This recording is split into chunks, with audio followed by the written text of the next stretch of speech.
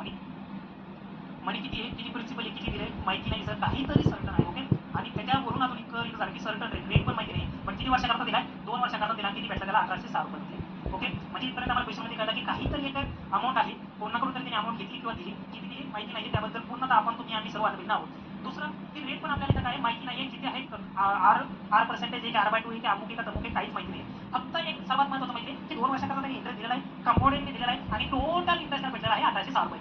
त्याच्यानंतर पुढे बघितलं की त्यांनी सांगितलं की simple and the simple interest on the same amount, हीच ती सेम अमाऊंट जी की आपल्याला माहिती नव्हती, त्याच अमाऊंटनी जर सिंपल इंटरेस्टनी जर त्यांनी मनी दिले आणि सेम रेट, आयुष्य सोपं झालं, सेम रेटनी किती वर्ष करतात, 3 वर्ष करतात, तर एवढं 2520 रुपये भेटतात. ओके, आता नेहमी लक्षात ठेवायचं, नेहमी लक्षात ठेवायचं, नेहमी हा कन्सेप्ट खूप महत्वाची आहे. जेव्हा जेव्हा सिंपल इंटरेस्ट असेल ना, जेव्हा जेव्हा सिंपल इंटरेस्ट असेल आणि रेट जर प्रत्येक वर्षाकरता सेमच असेल, तर नेहमी लक्षात ठेवायचं तो सिंपल इंटरेस्ट प्रत्येक वर्षी जो मिळणारा जो सिंपल इंटरेस्ट आहे तो ऑलवेज सेम आहे. मग त्यांनी 80 वर्षाचा जर विचारला की सिंपल इंटरेस्ट किती भेटेल, तर आपण एक गोष्ट नक्की सांगू शकतो, किती भेटेल आम्हाला माहित नाही, सिंपल इंटरेस्ट आहे.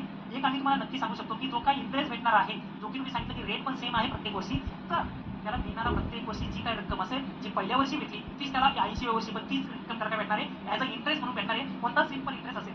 मग सर यातून नेमकी कन्सेप्ट मधून आपण काय शिकलोय, तर कन्सेप्ट मधून आपण शिकलोय 2520 रुपये तो इंटरेस्ट देतोय, किती वर्षाकरता, 3 वर्षाकरता. म्हणजे मी एका वर्षाचा इंटरेस्ट काढू शकतो, दुसऱ्या वर्षाचा पण काढू शकतो, तिसऱ्या वर्षाचा पण काढू शकतोय. जर मला 3 वर्षाचा मिळून जर 2520 असेल, तर मी म्हणू शकतो एका वर्षाचा किती, तर 2520 भागिले 3 केलं